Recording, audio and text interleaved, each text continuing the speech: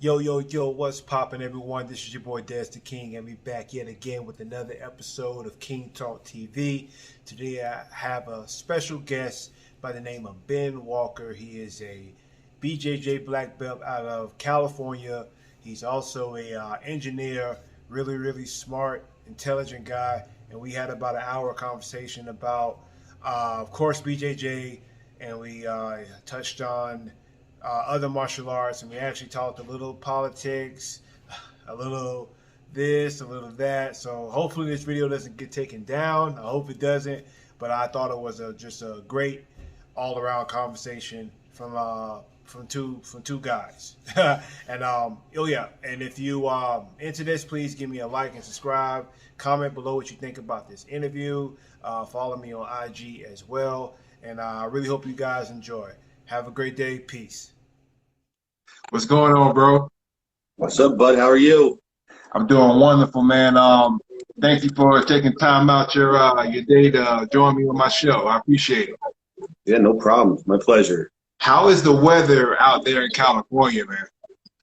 The weather right now is pretty nice. So it was, Southern California is very mild. It's not too hot, not too cold. It's usually very pleasant, kind of in the middle. But we get some days where it's 110, and then it gets maybe as cold as 55. That's about it. But some days it stays 110, for 2 weeks. And then that's not fun. And some days it stays 55 for 2 weeks, and that's not fun. But right now it's probably 70, and everything's pleasant. The sun's coming out, and it's nice. When was the last time it rained? Because as the saying goes, it doesn't rain in Southern California. So how often does it rain or not rain there? So it rained about a week ago for 30 seconds. And before that, probably a year ago or something. So we don't see a lot of rain at all because it's a desert. It's an artificial infrastructure. There's not supposed to be trees and green grasses and people living here. It's the desert. So we get all our water, from up north. And if that ever stops, that's, the end of us.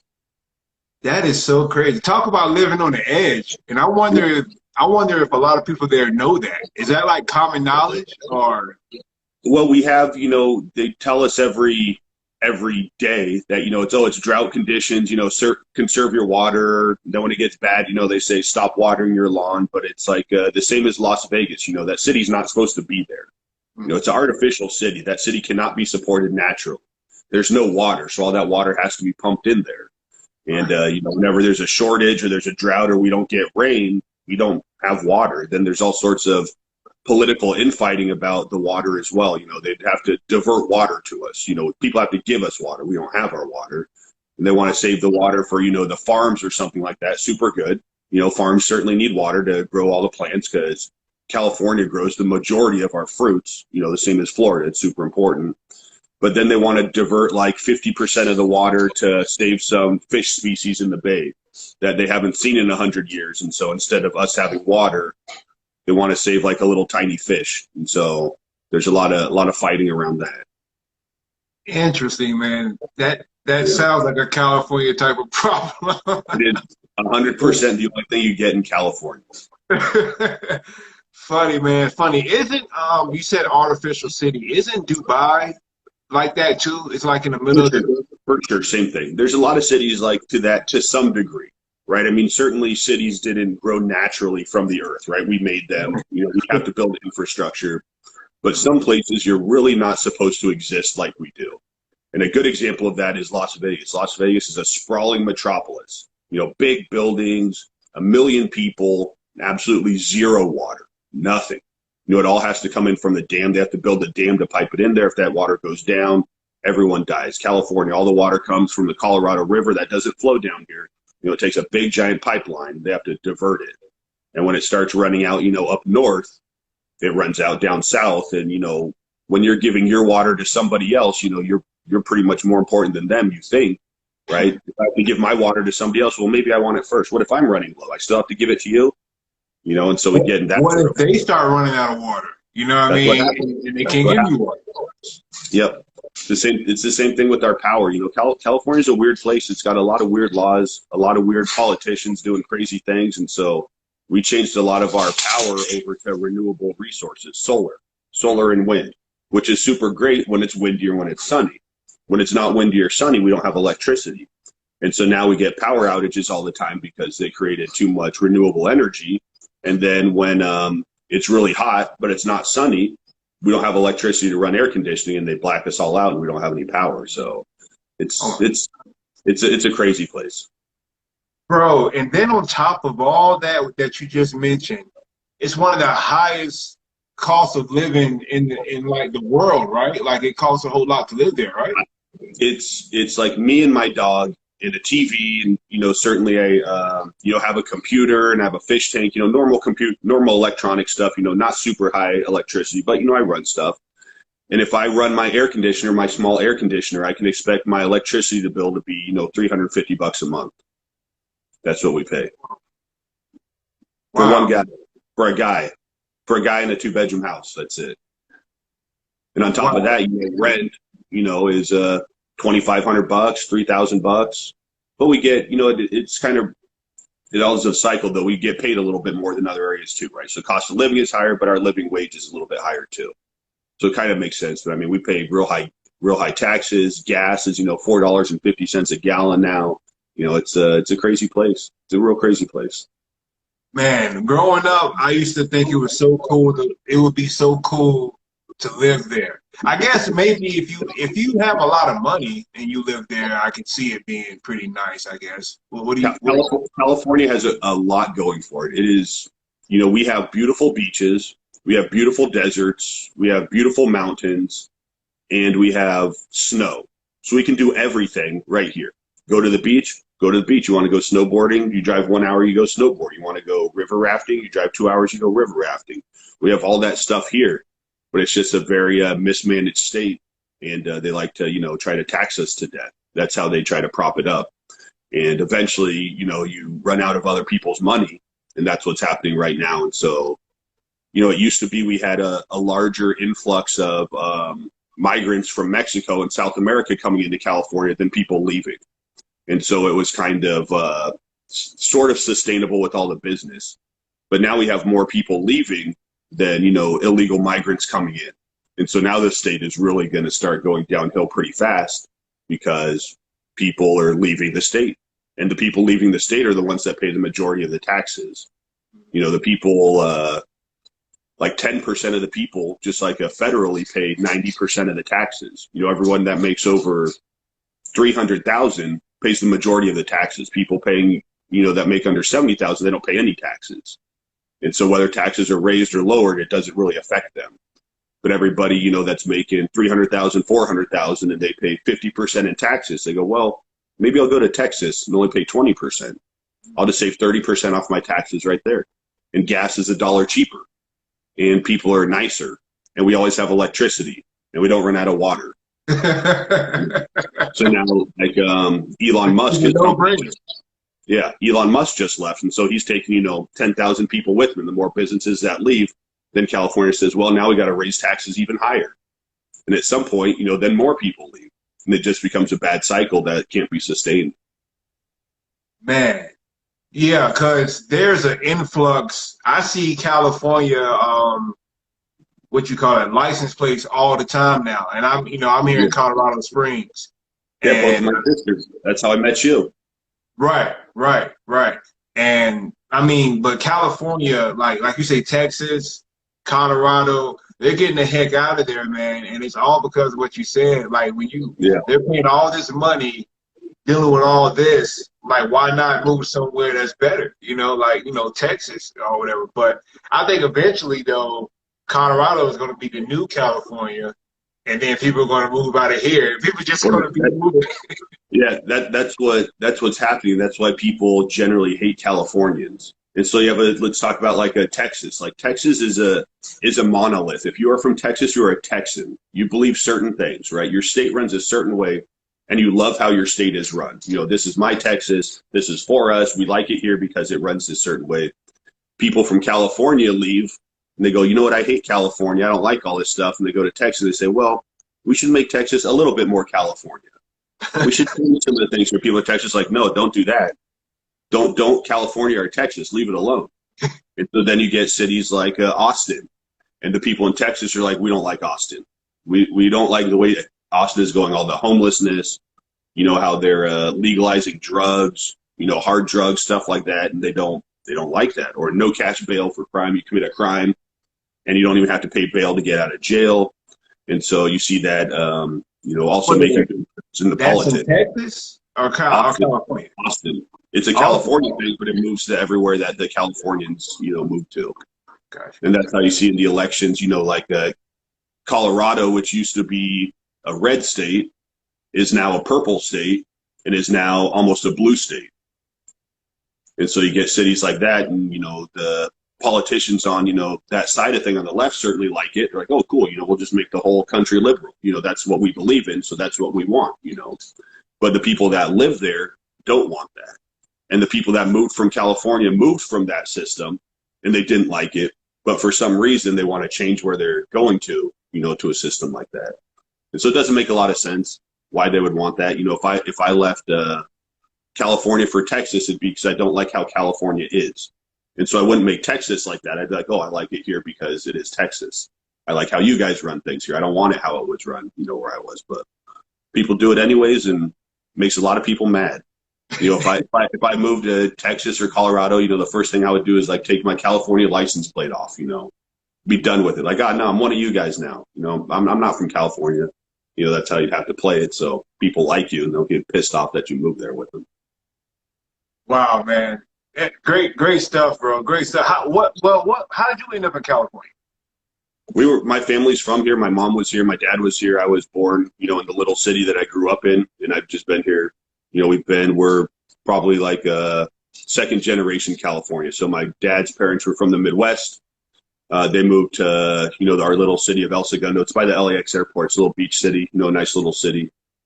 And my mom's parents have been there for a long time. So I'm a California native from California natives. Okay, awesome. That's cool. But what's keeping you in California? The only thing that's like keeping me here is because I'm here. That's it. I think about, it's a hard place to be if you don't fit in, and I generally don't fit in. The culture of California, very political, very politically left, and like radically left. They would like to push it as left as it could go. And so, they do things like they want laws to provide appropriations to black people. So they want to take, some part of my salary because I'm white and give it to black people. Just because. I've never had a slave. You've never been a slave. Your parents were not slaves. My parents were not slave owners, yet somehow I owe you 20% of my salary. To me, that's pretty ridiculous. That makes absolutely zero sense. But they propose these things and they let people vote on it. So imagine if that passes. Now say, okay, Ben, well now, 15% of your salary is going to the descendant of slave funds. Like, well, I've never been a slave owner. And my parents weren't slave owners. And other than that, slavery was never legal in California. So there never was a slave in California, ever, at any point whatsoever, ever in the history of the United States. Yet somehow I'm responsible and I need to pay for this. And so we get stuff like that.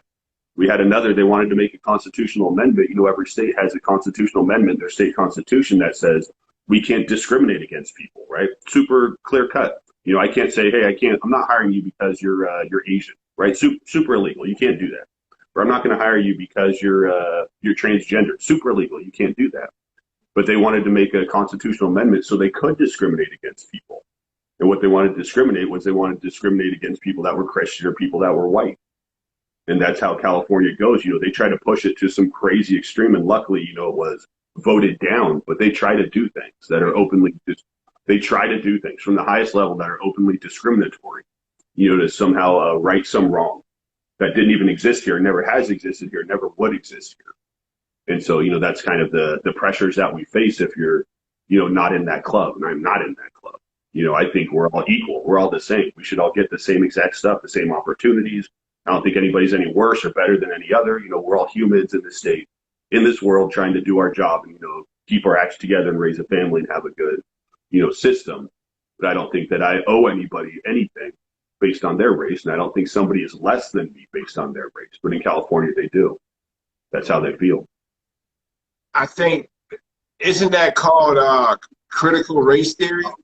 they like critical race theory. That's one of the things, going around all of America right now. But in California, because we have one party rule. So, the governor is a Democrat, the mayor is a Democrat, the school board are Democrats. There's no real opposition to them. We tried to recall our governor. He's terrible. And he won his recall by 60%. We couldn't even get that guy out of here, and our schools aren't even open. They're not even letting kids back in school yet in every place because of COVID. And so it's one of the worst run states there is. The only problem is there's so much tax money from all the businesses that are here that they can get away with a lot of it. And so they try to push crazy things into schools. They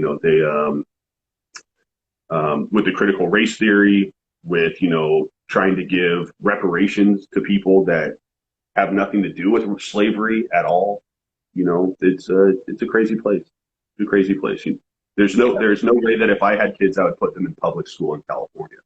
They're demonstrably, one of the worst schools in the nation, and they teach straight garbage to children. Straight garbage. I would put my kid in like a private Hebrew school or Japanese school or Catholic school or anything, before I put them in, a LAUSD, a Los Angeles School District school, easily.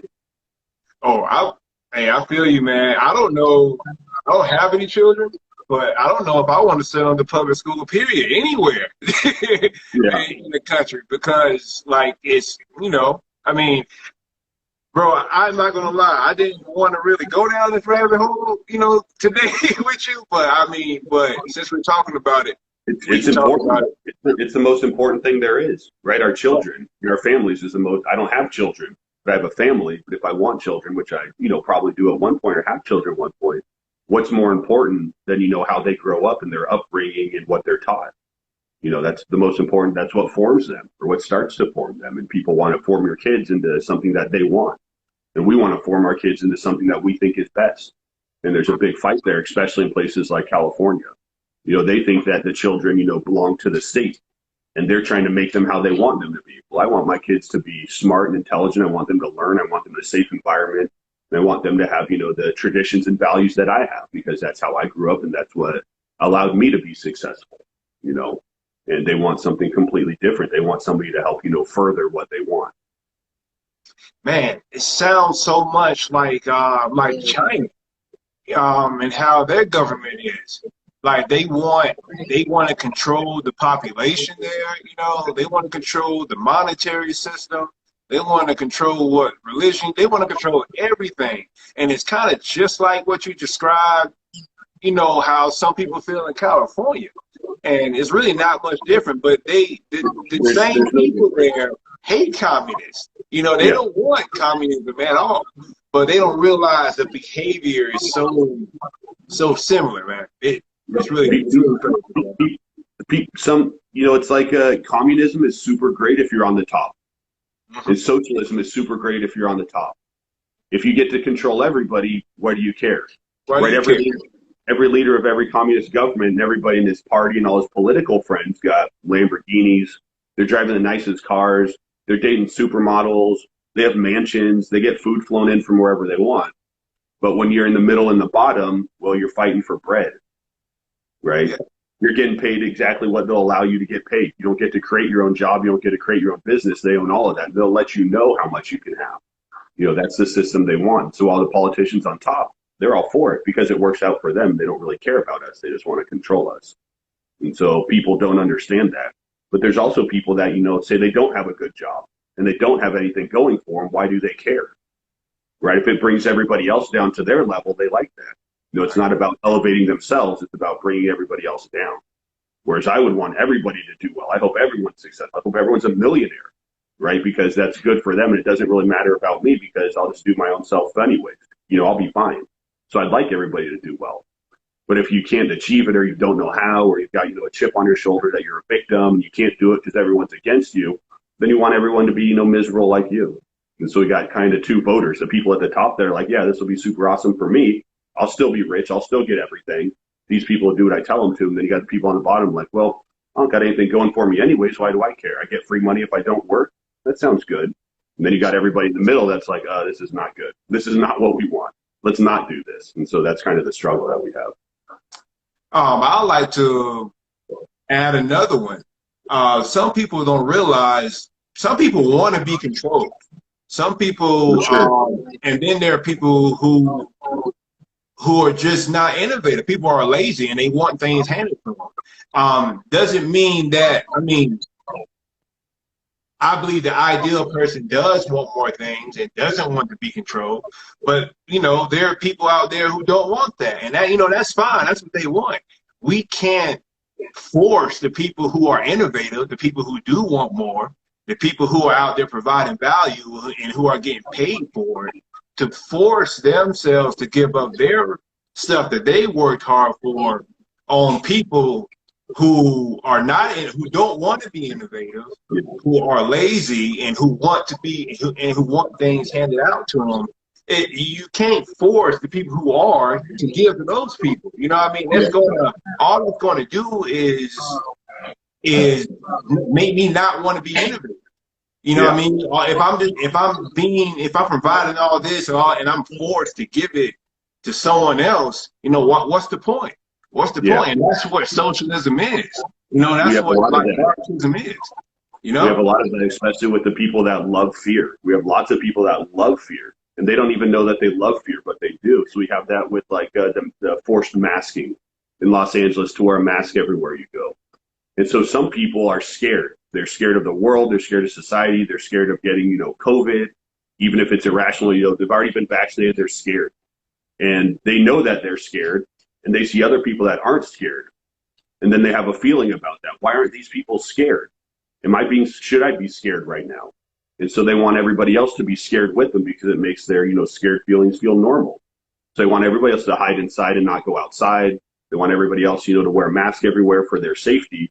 And they don't understand it's not really a, you know, a big concern in the first place. And so, you know, that's kind of the fight that we have now too. You know, we've got like 70% of the people in California are vaccinated. And then you've got like 30% that have already had COVID. They're functionally immune as well. Yet they still want us to wear a mask everywhere and lock down and not gather in groups, show a vaccine card to do anything. And it's to help the people that are scared, that are frightened, you know, feel normal about it. Like, oh, we're all scared. It's okay for me to be scared of this. We're all scared. It's like when you have a dog and your dog is scared of the thunder.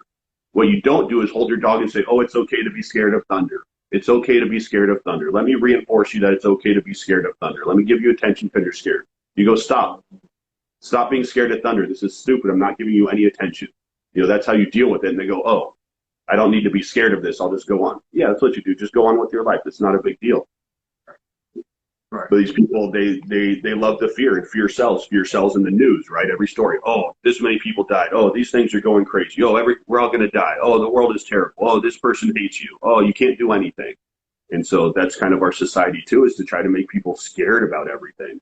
And for like people like me, you know, a combat athlete, you know, that grew up with, you know, a difficult life, you know, conquer all these things. Like, I'm not scared. Like, it could be bad, but I'm not scared. I'm going to continue to live my life. I've only got one. I'm going to do what I can. Or someone that can read the data and see that, you know, COVID is a killer of old people. Old people should get vaccinated. They should get vaccinated as soon as they could, right? That's a given. It hurts old people. Or if you're overweight or immunocompromised, you have diabetes or something like that, you're at risk. But for me and you, and like everybody on my jiu-jitsu team, and when we all got COVID, we were sick for a day, and that was it. Literally, that was it. And so it's not, you know, it's not a concern for us. You know, it doesn't hurt us the same way that it hurts, you know, elderly people.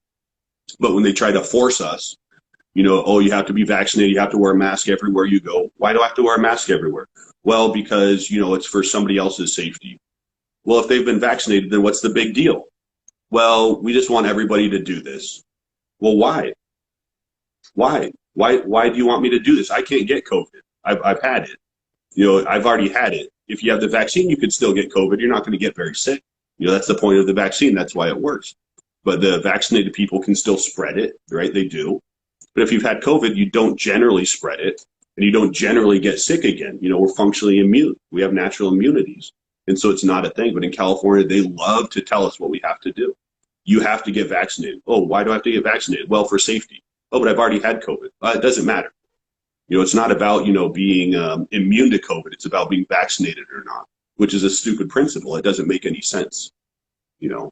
They just want everybody vaccinated. They want everybody to wear a mask all the time. You have to show your vaccine card to go to a restaurant now, to go to a bar, to go to McDonald's. So they already implemented, like, not a passport, but you have to show your vaccine card. I don't know if it is a passport. in Colorado. They call it a passport too. So yeah, they just passed. Our city council voted unanimously in all of Los Angeles that you have to show your vaccine card to do anything, and that's what they're going for, because there's like 35 to 40% of the population of California that won't get vaccinated. They just won't, right? For whatever reason, they've already had COVID. 30% have already had COVID. 10% of them, just don't want to do it. Maybe they don't believe in vaccines. Maybe they're crazy conspiracy theorists. I think vaccines are going to turn them into a frog or something. Who knows? Or even pregnant ladies. Pregnant ladies don't want to get a vaccine while they're pregnant, right? You spent 10 years trying to get pregnant. You go through in vitro fertilization. You pay $50,000, and now you're finally pregnant. They're like, oh, also you have to take a vaccine right now. They're like, wait a minute. I don't think I'm going to do that right now. Let me have my kid, and then I'll do it. And the CD says, oh, no, you got to do that right now. You have to do that right now or you lose your job. And so, they just got rid of, all the nurses, the people that were on the front lines that, were helping us and keeping people safe when there weren't a vaccine getting COVID. And then they tell them, oh, now you all have to get vaccinated. And they're like, well, I don't need to because I've had COVID. And I'm also, a medical professional. And I know I don't need this. And there's some risks associated with this. And so I'm not going to do it. And so they just fired, like all of our nurses that were unvaccinated. So now we have a nursing shortage, and they got rid of all the doctors too that weren't unvaccinated. You know what's funny, man? I'm sorry to interrupt you, bro. I don't mean to interrupt you because I want you to speak. But there's a hospital, I think it's called UC Health. I don't know if you heard of this, but they are denying organ transplants to unvaccinated people. Like, for sure. If you're unvaccinated, you would not get a liver or any organ. Yep, they're talking about, you'll see like Jimmy Kimmel, who's a complete moron, but, he has a big voice on TV. And he was saying that, if you are unvaccinated and you go to the ICU, you shouldn't be seen. You're vaccinated? Okay, we'll help you. If you're unvaccinated, go die in the streets, is what he said. So these people are completely nuts. They're completely insane. It's not much different from, oh, you're black? Sorry, we don't serve you here. You can go die in the streets based on that, or, oh, you have cancer? We're not going to help you. You have this medical thing. Or, oh, you don't want to convert to my religion? Oh, we can't help you. We're not going to do that. The choice is yours. You can convert or not.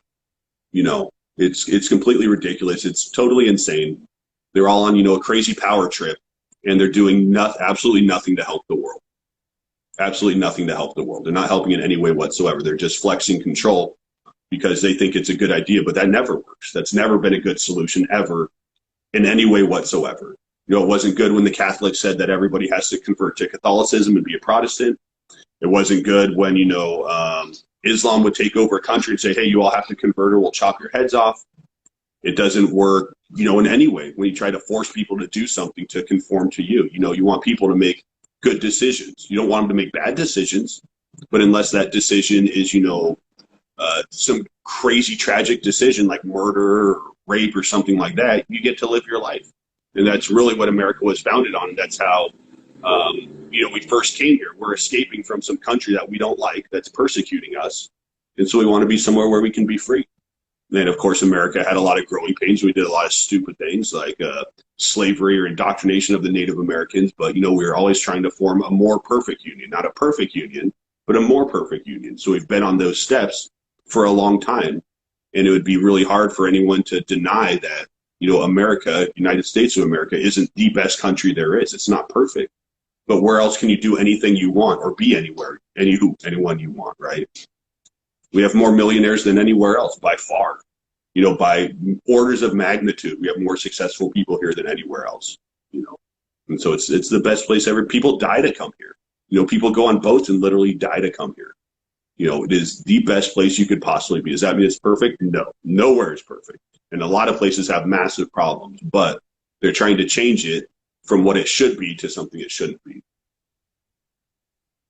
Great stuff, bro. And I'm with you, especially about America.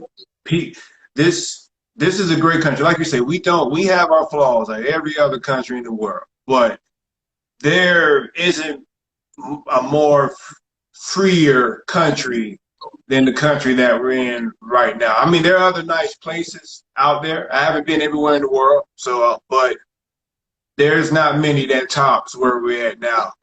So you're definitely right about that. And all those things that we like that make it more perfect and the most perfect that there is are things that we lose all the time and that they're trying to get rid of. And that's the problem. The best of what we have: freedom of choice, freedom of religion, freedom of association, freedom to say what you want. Those are the things that they want us to lose. And those are the things that make us what we are. And they just don't grasp that concept. That's what makes America great, is you can be whatever you want and say what you want. You can say, I don't like this government. I think this government is stupid. I don't like this law. I think this law is stupid. I don't want to do this. I just want to take care of my family and build a farm, grow our own food. I want to teach my kids what I want to teach them. And those are the things they say, well, we're not sure we want you to do that anymore. That sounds like you have a little bit too much control over your own life. We want to tell you what you need to do. You're like, well, why? What are you talking about? This isn't communist China. This isn't some crazy country. And so now we're getting things like forced speech. You have to say certain things or use certain words or conform a certain way that makes it, not where we came from. And we have those laws and those amendments and, those God-given rights for a reason, to bring us to where we are. So we can be a perfect place and try to be a perfect place or a more perfect place. And those are the things that they're trying to get rid of now. And it's easy to see how that's a terrible idea, right? Super easy to see that's a terrible idea. Really is. It really is. Have you heard of social credit scores? I've heard of social credit scores. I mean, they do the same thing in China. They do it a lot bigger there. And if you think of it like a real low level, that sounds like a good idea, right? Like, you have to be a good person and do good things if you want to participate in society. But when you get down to it, it's a lot different than that, because it's subjective of what a good person is. A good person to me is someone, that goes to work, is honest, takes care of his family, helps other people, and generally doesn't commit crimes. That's a good person. And it doesn't matter if they're Christian, Muslim, white, black, Asian, it's all pretty universal. Do a good job, you're good. Functional person in society. You know what I mean? Right. Mm-hmm. But they want you, like, oh, you have to, participate in this certain belief. You have to believe that that we need to accept, all migrants into the country. Whoever wants to come here, we need to let them here. They say, okay, well, what type of people? Anyone's. Okay, like the ones that are criminals too? Yes, the criminals too. Oh, I don't believe in that. Ooh, that's minus 10 points on your score, bro. Not very good. That's not an inclusive thought. Oh, we need to, pay for people to have transgender assignment surgery. You need to pay for that. That's going to be taxpayer funded. So you have to pay for people to do that. Oh, I don't think I need to pay for people to do that. I think if someone wants to do that, that's their life. They can do literally whatever they want. And I support them living their life however they want. But I don't think I need to pay for it. Ooh, that's going to be another 9. That's going to be another. That's that's not inclusive of you. Okay. And so it's stuff like that. And so, in theory, it's all fine. And so these people come up with these ideas that are all fine in theory. But when it gets down to it, it's not. It's not freedom. It's not liberty. It's not living your best life. It's making you something else. And if you don't want to conform to that, you think that that's wrong, or you just don't want to conform at all. I don't want to do anything. I'm just going to live my life. I don't care about any of you people. Then, you start taking those dings, on your social score. And then that's a way for them to try to control you, to make you act like them. And that's all it is. It's just about control. It's not to make your life better. It's about to control you and make you what they want. How far do you think we are in America to having, we kind of in a way already do have a social credit scoring system. Because you can get blocked. This video could be blocked because we're talking about what we're talking about. So that's basically a social credit score. You can't use this platform, or you're not allowed to use it because you said what you said. So, and your account now is flagged, so it's marked. You know what I mean? Yeah, so it's like you're pulling off your score. Especially with things like COVID. We probably have to use a secret code word. The bad flu that came from that Asian country. They don't like you to use that word. You can't talk about vaccines. You can't talk about any of this stuff. Yeah. YouTube just said that anything that was negative about vaccines will now be pulled. You know, it doesn't matter what it is. Doesn't matter if it's a scientist. Doesn't matter if it's someone that works in a lab with that stuff. They can't say anything negative. They can't say some people die from the vaccine. Some people do. Some people die from anything, right? They die from shellfish. Does that mean we can't talk about shellfish? No, right? Some people eat it and they die. It is what it is. You know, it's a very small percentage, but it happens. And to say it doesn't happen is ridiculous because it does happen. You know, and so some people are harmed from these things, but you can't even say that anymore. If you say that, you're deplatformed and you're banned. You know, if you don't pull, you know, some party line, you lose your job. You know, there's all kinds of things that are going on now where, you know, they're trying to just force people to conform to a certain way that they think. And we lose, you know, the things that make America great, you know, our different thoughts, us being pissed off at our government. You know, we arose from being pissed off at the English and fighting them and kicking them out of our country and said, you won't rule us. We don't like your rules. We will fight you. And we did. And, you know, and that's how America was born. If we don't like what you're doing to us and we think it's wrong, we will fight you. That's why we're great, because we will fight you. We don't just conform to it. You know, we don't just give in and say, okay, well, you know, we'll just keep slavery forever. You know, it is what it is. You know, it sucks for them, but we'll just keep it. We go, no, this is wrong. We're going to fight. We're going to fight back. We don't want this anymore. And they say, well, you know, we're going to fight you too. They say, okay, well, we'll die. We'll die fighting you. You know, and that's what makes America great, because we have ideas and ideas evolve over time, and we try to, you know, stick with the best of those. We keep the best ones. We get rid of the wrong ones. And, you know, things like being able to say what you want is one of the most important. And then that's only important if we have, you know, like the Second Amendment, we can have guns. I can say what I want. And if you try to stop me, well, I have a means to protect myself and to fight back. And so that's why they don't want us to have guns anymore, because we can't protect ourselves and they can do whatever they want. And this is a big cycle, and it's, you know, it's apparent. It's easy to see. You know, you look at it critically, you can understand exactly what's happening. And they're trying to, you know, change what we are into something else. And what they're trying to change us into isn't something that we really want. And man, great stuff, man. I appreciate all your time and insight that you're providing today. I really do appreciate it. I want to shift the narrative real quick, if you don't mind, and talk about Brazilian Jiu-Jitsu. Yeah. Well, actually, we can kind of stay on the subject, but I want to kind of connect it with Jiu-Jitsu. Do a lot of your Jiu-Jitsu circle think like you, especially out in California, or are there? So I think us in Jiu-Jitsu, you know, Jiu-Jitsu is a lot of Brazilian migrants to America, literally, right? That's why we have it. And a lot of the Brazilian migrants to America came from a very oppressive socialist system where their country was run terribly, lots of corruption, you know, they have to fight to eat, lots of crime. And when they came to America, they said, wow, this is beautiful. I can start a business. I can start a business and run it how I want, and I can be successful and raise a family. And so when they see these socialist and Marxist things type coming in, they don't like that because they've been there. They know what happens. Yeah, but you know, Jiu-Jitsu is all types, and that's what's great about it, right? You have me, who's an engineer. You know, I'm a computer engineer. We got doctors, lawyers. We got all types of people, and we all fight each other and bleed and sweat on each other, and we're all still a brotherhood. And so politics isn't and shouldn't be really any part of that. I don't care what your beliefs are. You know, I don't know what the total opposite of my beliefs are, but whatever they are, it doesn't matter to me. Are you my partner? Do you let go when I tap? Do you help me get better? Right? Do you help me train? Do I help you train? Are you a positive, you know, person in this environment? If you are, then politics don't really matter that much. You know, so on that part, it doesn't matter.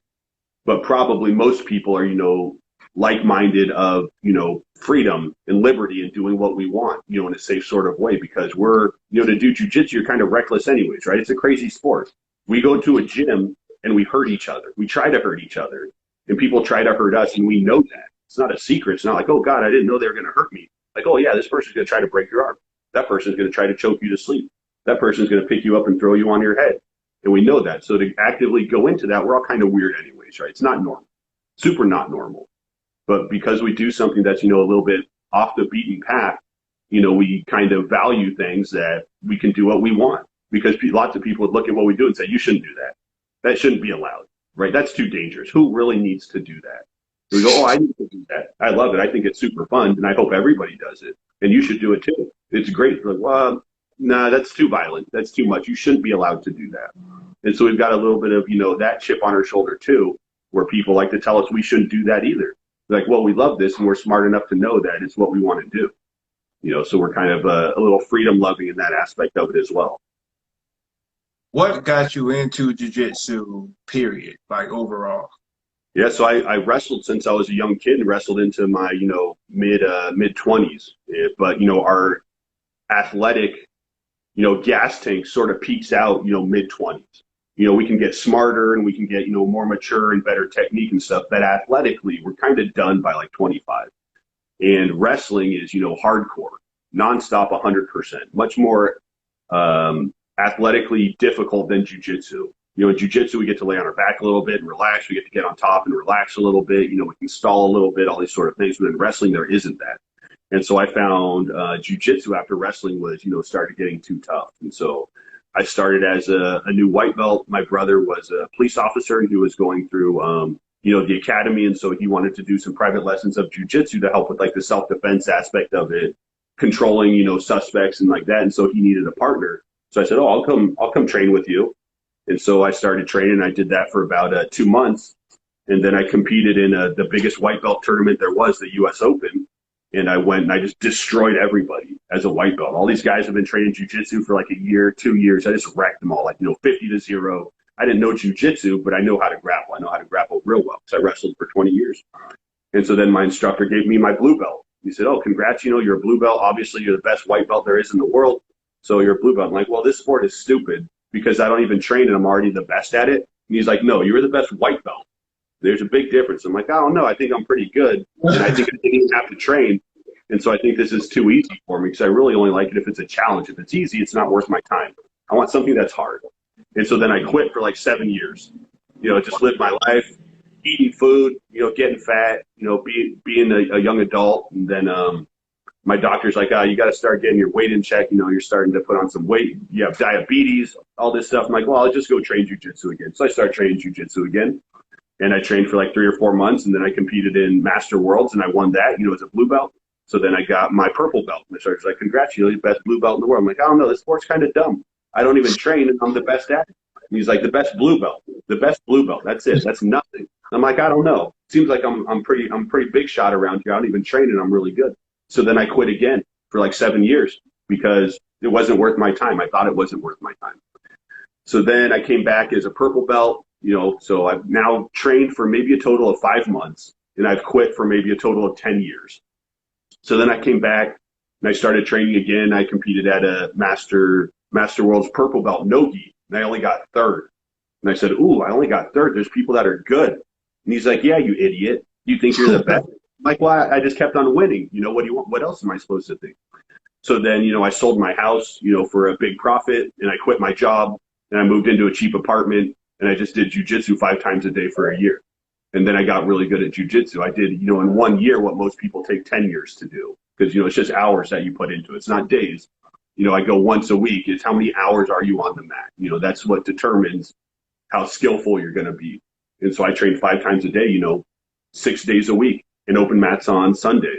And then I got good at jiu-jitsu and I've been with it ever since. So for the past, 3 years or 4 years, I've been doing it 3 times a day, basically, every day that I can. And I love jiu-jitsu. I love competing. I love traveling all over the world and all over America, competing and all the friends that I make and the hard work that I have to put into it. And, if I don't try enough, I fail. So that teaches me you have to try harder. And then you try your hardest and you fail. Then you learn your hardest isn't always good enough. We have to adapt. And so, I love jiu-jitsu. I love competing. Man, fascinating story, bro. So technically, if you never would have quit, you would be a red belt or something like that by now. Yeah, probably, but I had to go through the journey. I had to decide it wasn't for me to decide it was for me. It's like when you lose something you love, you find out how much you really like it.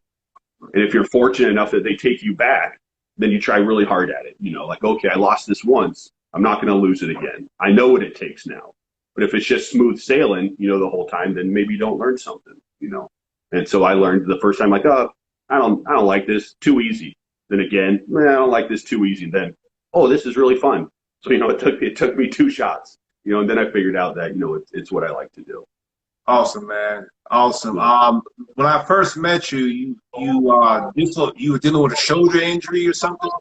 Yeah, so in the finals of the Orlando Open, which was, I don't know, 3 months ago or something like that, I dislocated my shoulder. The first time I dislocated my shoulder during the match. And I thought I broke my arm. I couldn't move my arm anymore. It's just kind of dead. So I said, well, whatever, it happens. I'll try to keep going. I've had injuries before, and, you keep going and you win. And the damage is already done, so why stop now? I don't need to stop. If I can keep going, then I keep going. But I couldn't keep going because I couldn't move my arm, and the guy was on top of me, and I couldn't get up, and I couldn't do anything. So it was kind of a wash. And so, I tapped, and they put my arm back in place. And then when I got back into town, when I got home from Florida, I got an MRI, and my surgeon's like, yeah, you tore everything in your shoulder. You need surgery. So I had surgery, 6 weeks ago. And now I'm in my recovery phase, and it'll be 4 or 5 months until, I'm a normal person again, and probably, 6 or 7 months until, I'm back to where I need to be, where I can train hard, start competing again. But these are the things that happen. I mean, people are trying to break us, and they're not, just grabbing us and twisting us. They're doing it a very scientific way, a very technical way. They know what they're doing. It's not like I'm out there fighting white belts or, grandmas or something. I'm fighting big, strong, full-grown black belt men. And they didn't get to be where they are by, being knuckleheads. They're smart, and they're good, and they know what they're doing. And so every once in a while, you get hurt, and that's, part of the game. And what you do with that is what's important. So I get hurt, and I say, okay, I got hurt. What are we going to do? Well, we're going to get better and go back at it again. Okay, done. Super easy. What do I need to do? You need to do this, that. Okay, I'll do that. How long is it going to take? As long as it takes. Okay. You don't really have a choice. And if it's what you want to do, it is what it is. Your kid gets sick. What do? Well, we're going to do this medicine. Okay, you don't just freak out and run around and cry. You do what you can to take care of it, and, do the best you can. And so right now, I still teach a couple classes. I can teach, just fine. I roll with the women and children, little people that can't hurt my arm, but I don't get to, train hard how I want to. I'll certainly get injured, but, you just better every day and take it one day at a time and, keep going. That's it. That's what, we all do, what we all should do. You basically answered my next question that I was going to ask you. I was going to ask you, how do you deal mentally with coming back from injuries? Quick story about me. I just completed my first competition 2 weeks ago. Nice. And I got one win by armbar, but the other 3 matches I lost. But one, I got destroyed. One, it was kind of I think the judges decide if none get points throughout the whole match, the judges and they gave it to him. Referee's decision.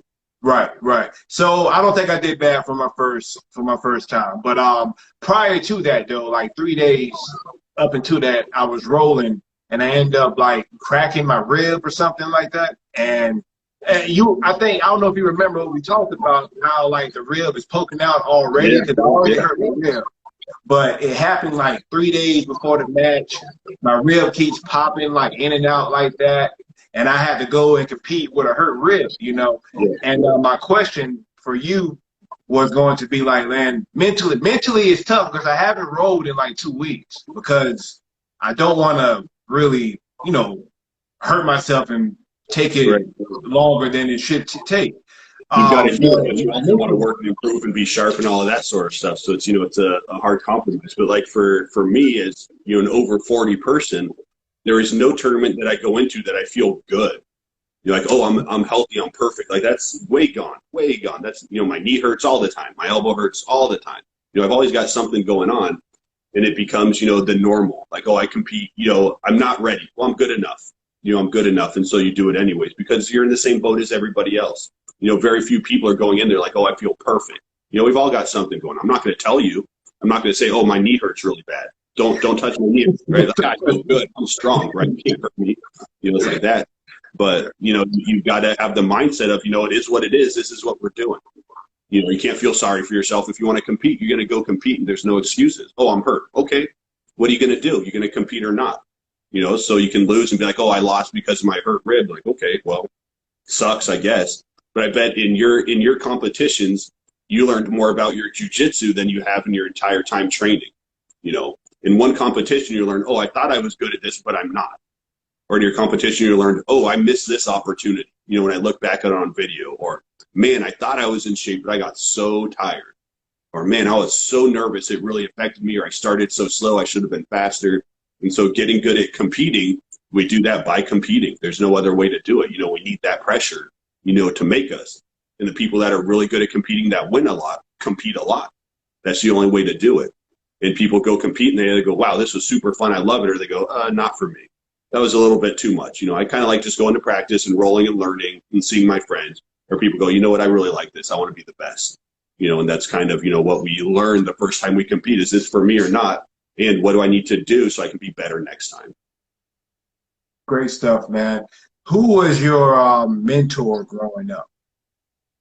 Man, I think all my wrestling coaches from when I was a kid. So, it's like if my parents tell me I have to do something, I don't really feel like it. Who are you? Who are you? My dad, my mom, what do you know?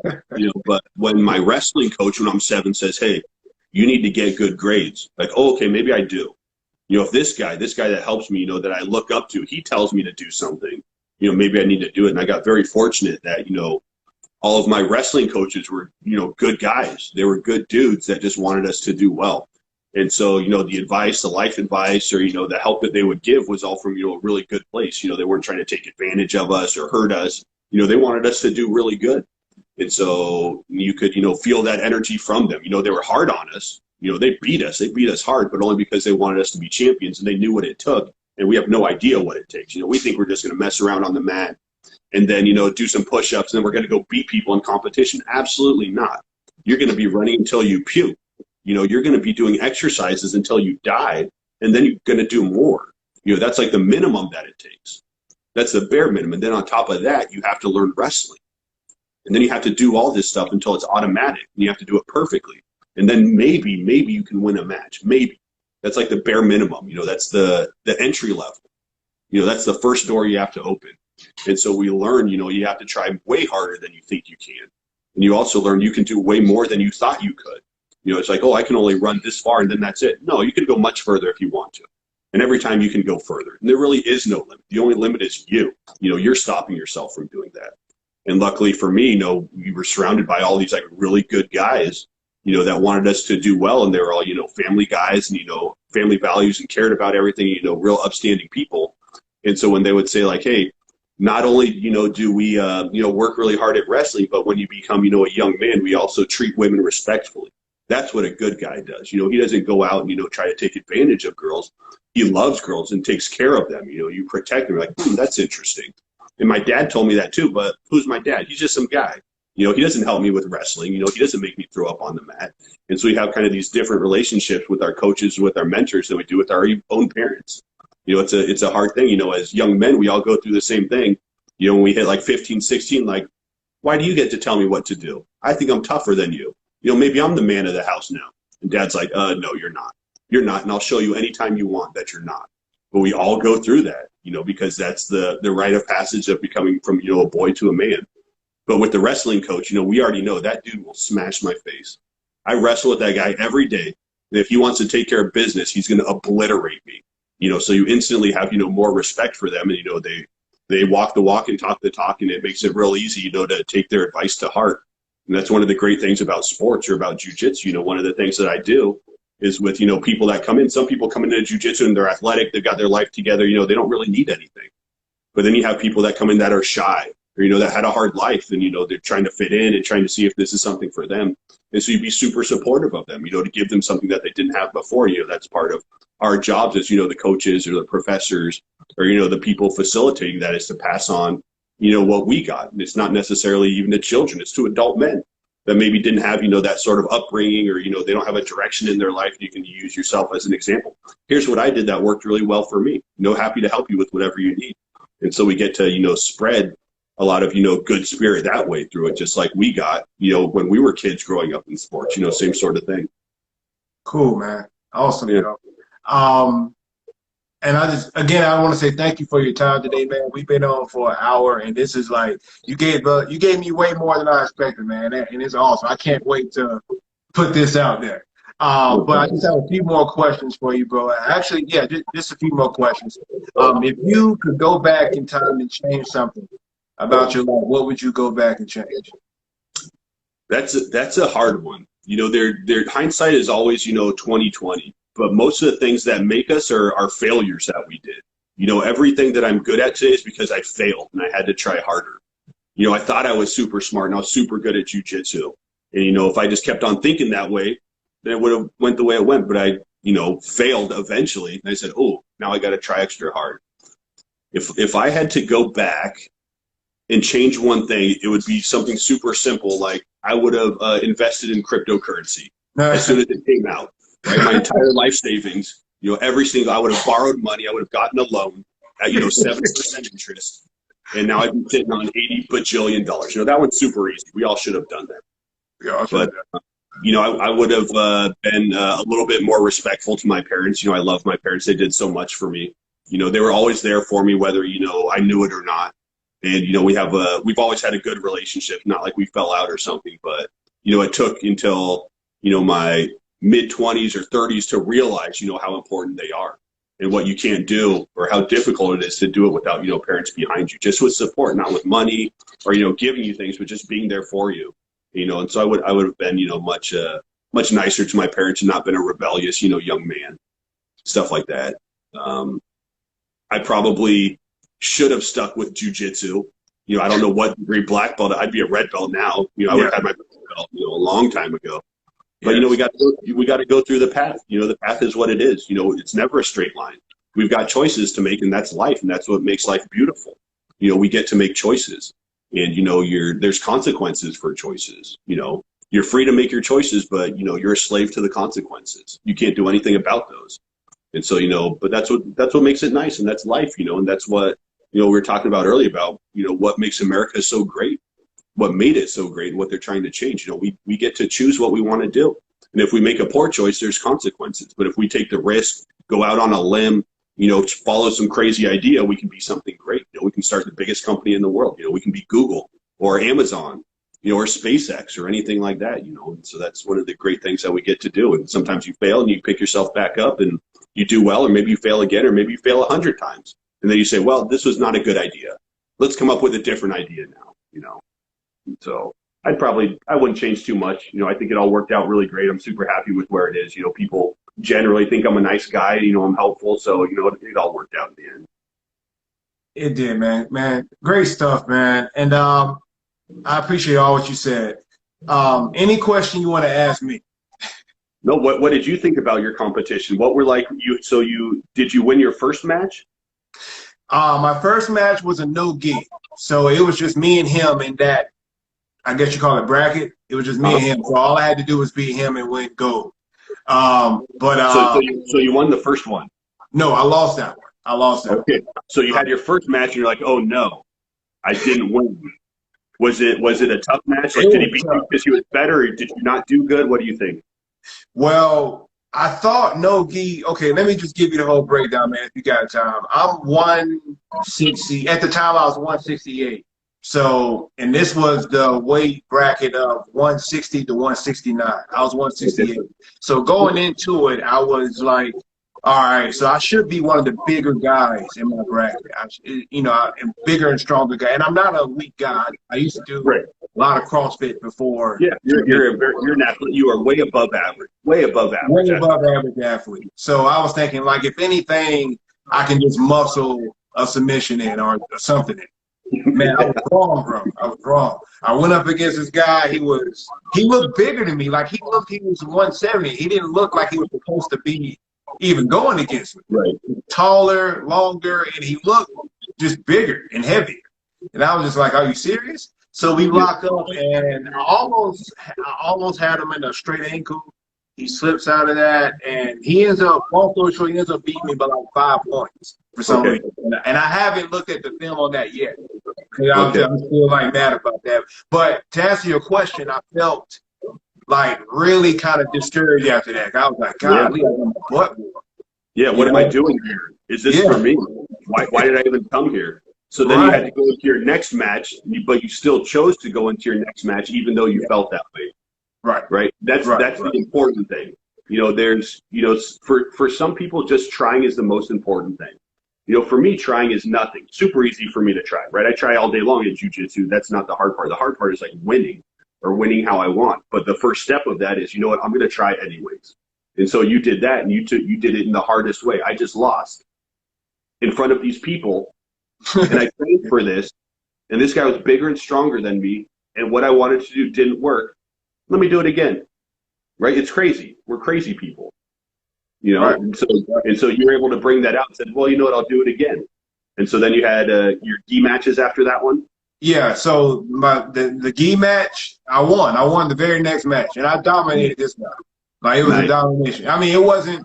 He was a strong dude. It wasn't easy at all. But I pulled guard on. I like to pull guard because I just feel like, you know, it's comfortable, and I work sweeps from there. So I pulled guard, and I swept him, mounted him, and did and I arm bar from there. So it domination, you know. But the one after that was the watch.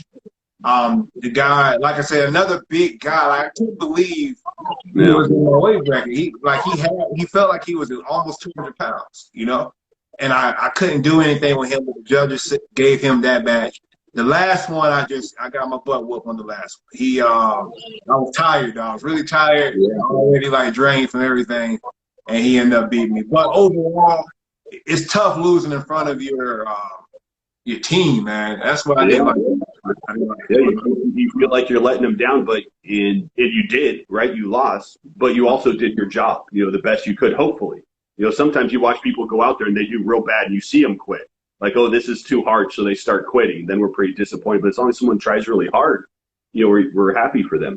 But as you're saying about, like, you know, people being big and strong, you know, I weigh 195 pounds and I'm like 10% body fat. And then I lose 5 pounds so I can make weight.